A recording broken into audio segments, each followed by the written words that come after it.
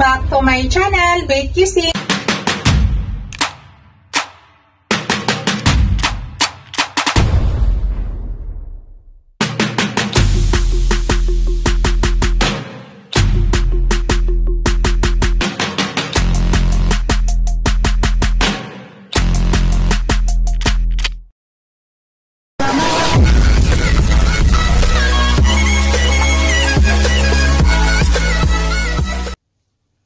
Guys, today's video guys ay magluluto ako na pina-crispy, mas pina-crisping eggplant. Ayan guys, yan po yung ating eggplant.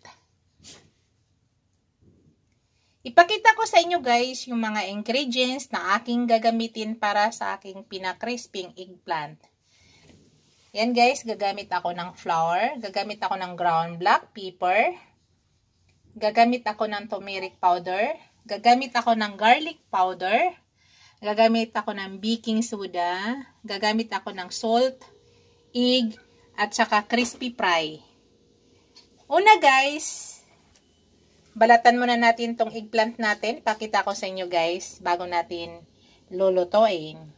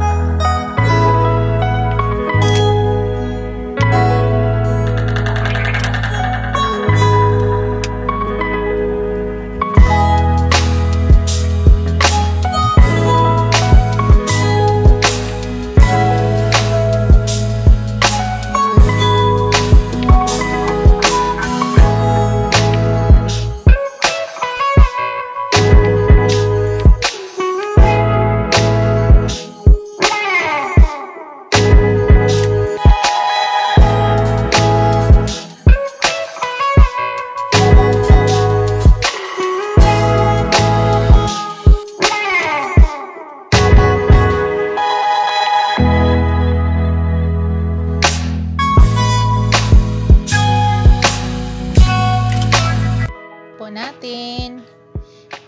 Yan ay magmi-mix na po ako ng egg. 3 egg po yung gamit ko guys.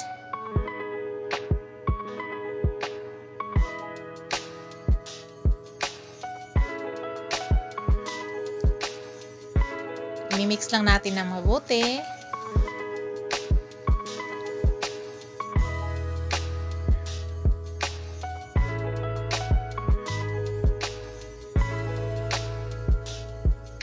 Maglagay ako ng ground black pepper.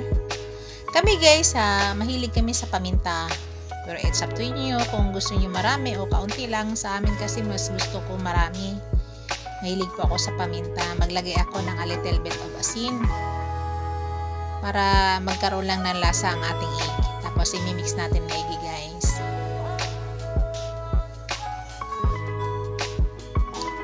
Parang nakulangan ako sa ground black pepper guys. Mag-a-add ako ng ground black pepper. Tapos imimix po natin ng mabuti.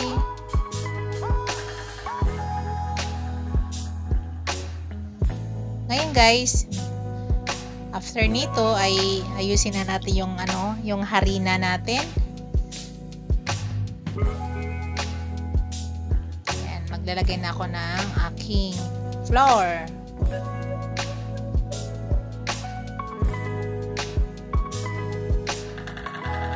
Nasa inyo guys, estimate nyo lang kung gaano kadami yung eggplant nyo. Sa akin lahat guys, estimated ko lang yan lahat.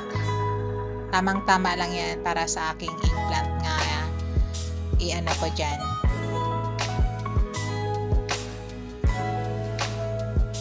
Tapos maglagay ako ng baking soda. Yung purpose sa baking soda guys, para para umalsa ang ating talong. Parang lumubo siya. Yan yung purpose.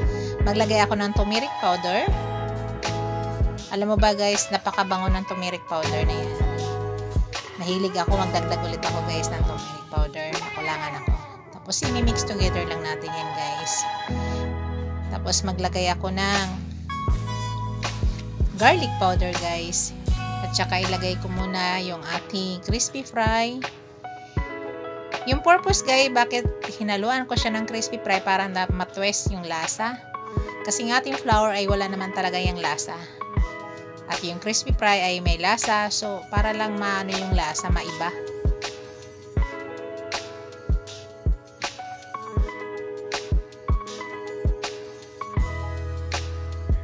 Yan, maglagay na ako ng garlic powder guys. Isang sachet lang inilagay ko. Tama na yan guys. I-mix together lang natin maigi para mag-combine ang lahat ng mga hinahalo natin dyan sa ating flour.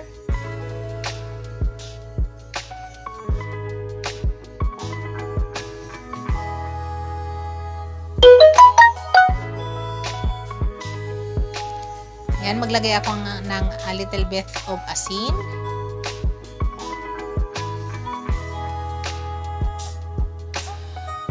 Tapos maglagay ako ng ground black pepper. Yan, lahat ng lasa guys, andyan na lahat.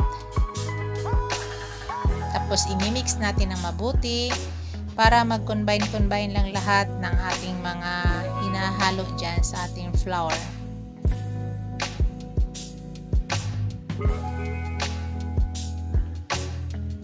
Yan, tapos umpisahan na natin guys. Magpainit na ako ng pan.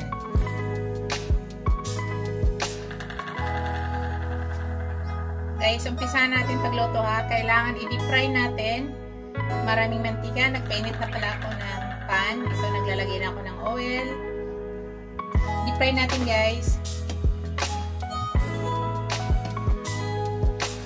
So, tama na siguro yan. Kasi nakaano naman tayo eh.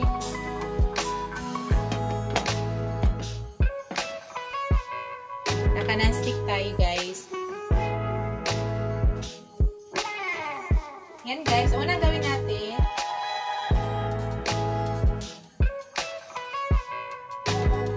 kita nyo dyan guys, diba? Ilagay muna natin dito sa egg, ang ating eggplant. Malinis po ang aking kamay guys ha. I-dip natin maigi sa ating egg, ang ating eggplant. Then after,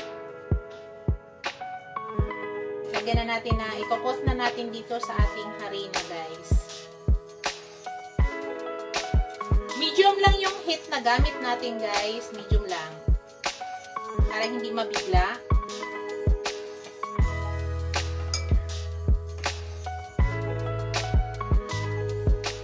Ayan, mainit na siya. Kailangan i-sure natin nga mainit talaga ang ating mantika guys. So hindi pa gaano. Heat lang natin.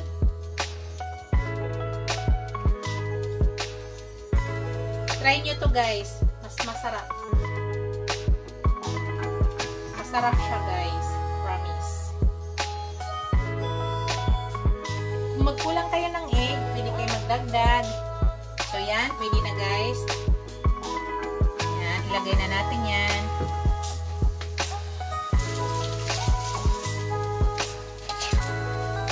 Kailangan dapat deep fry, guys.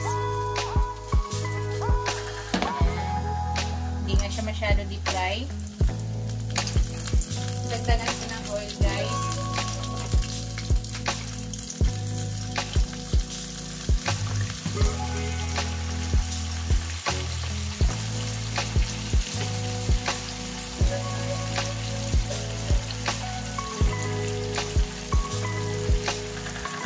Medium lang yung apoy, guys, para hindi mabigla. Tapos habang naghihintay tayo, yan, gagawa na naman tayo ng panibago.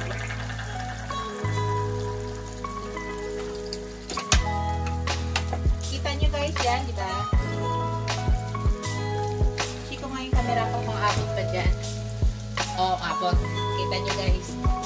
So, yan. Balik na rin lang natin, guys, para hindi na susunog. Yan.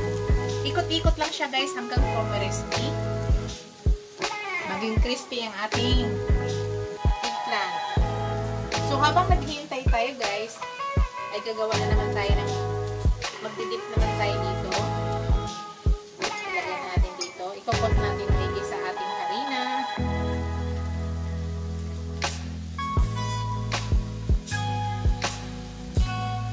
Promise, guys, masarap. Kung sa palagay nyo, guys, ay nagkulang yung inyong harina, pwede kayo mag-add. Ang purpose po ng baking soda para umalsa ang ating niluluto yan. So, wait na rin natin yan, guys.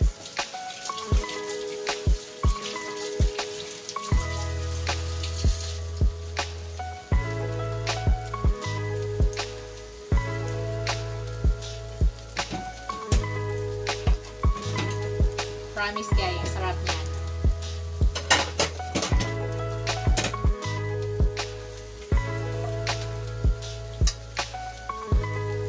So, kita nyo, guys.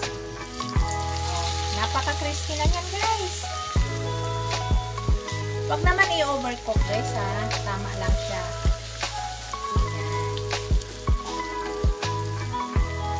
Pa-crispyhin natin yan.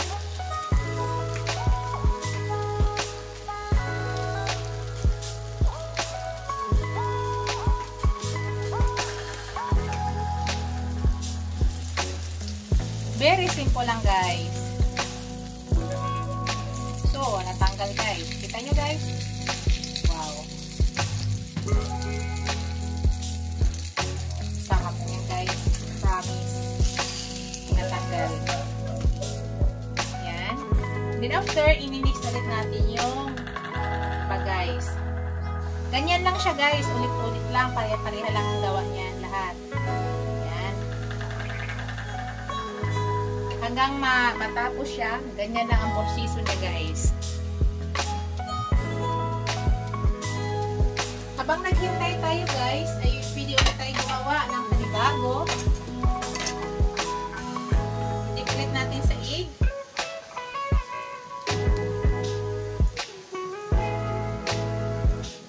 Kailangan ikot nyo may egg, guys, para sure nga malalagyan siya lahat.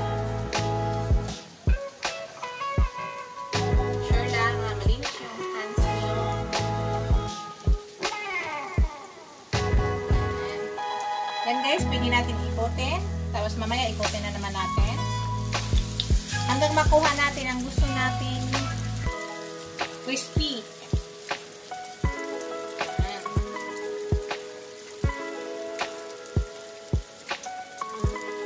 Napaka-simple, guys.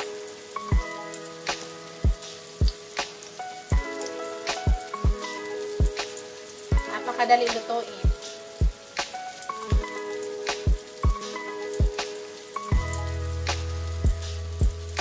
May gulay na tayo. Promise, napakasarap niyan.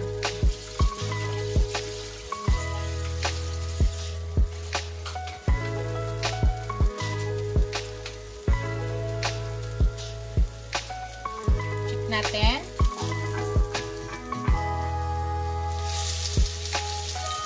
Yan. Yan. Napaka-crunchy na, guys. Yan, enough na yan, guys, ha? So, kailangan patuluin muna natin maigi.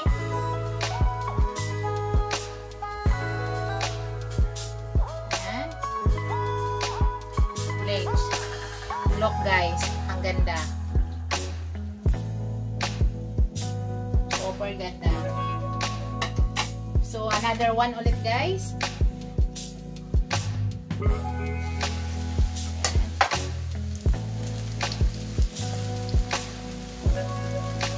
Yan, the last guys, isipin ulit natin last.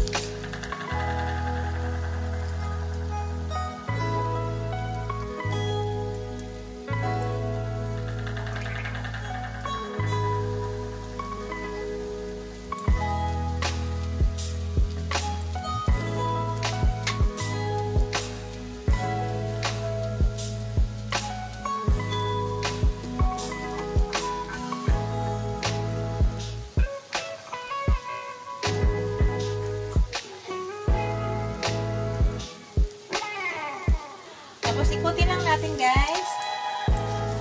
Yan.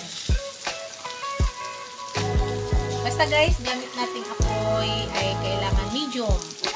Wag nyo rin gawing nga mahina pa kasi nga sipsipin lang ng ating oil ang ating implant.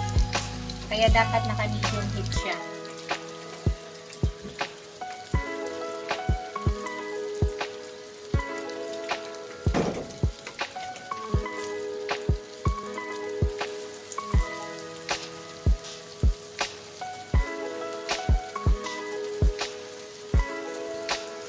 Yan guys, luto na ulit yan guys. Pili na natin ulit tanggalin yan.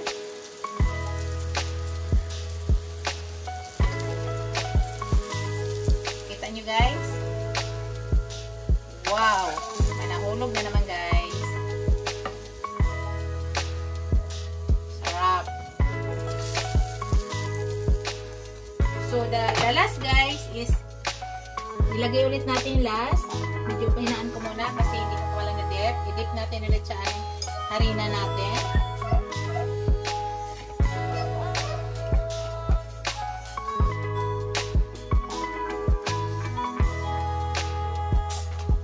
Last na to guys. Masarap.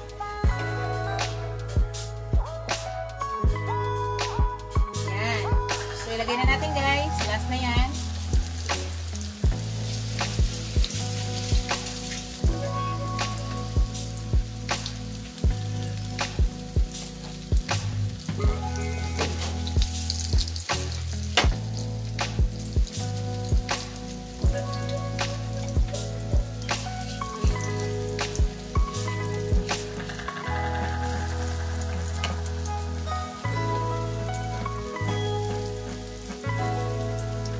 Baliktad ulit natin guys.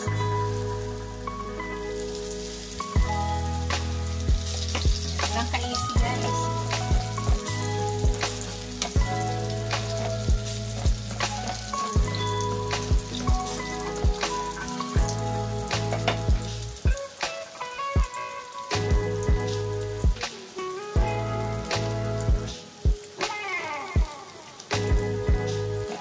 Ang bilis lang lutuin.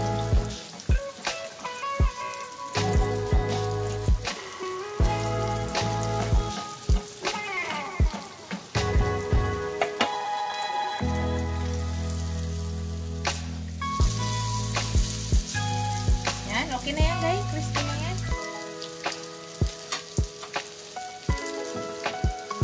I-off ko na ang ating apoy guys. At yan, okay na po.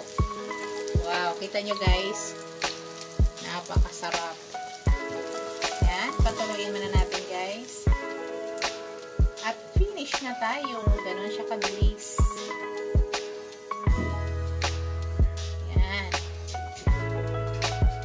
Na guys, ang ating pina-crispy na eggplant. Yummy guys, napakasarap yan. Promise. Yan na. Ayan na guys, ang ating finished product. Yan na po ang ating pina-crispy na eggplant. Napakasarap na yan guys. Thank you for watching guys. Don't forget to like, comment, and subscribe to my channel. Maraming salamat po sa lahat ng mga supporters ko, aking mga subscriber, ang aking mga super chatters, ang aking members. Thank you so much sa inyo guys. Maraming salamat. Sa hindi pa pala nakapag-subscribe sa aking channel, please paki-subscribe ako. At huwag kalimutan pakipindot yung notification bell, paki-on nyo para updated kayo sa lahat ng aking new upload video. Thank you! Bye! God bless us all! Bye guys! See you in my next video!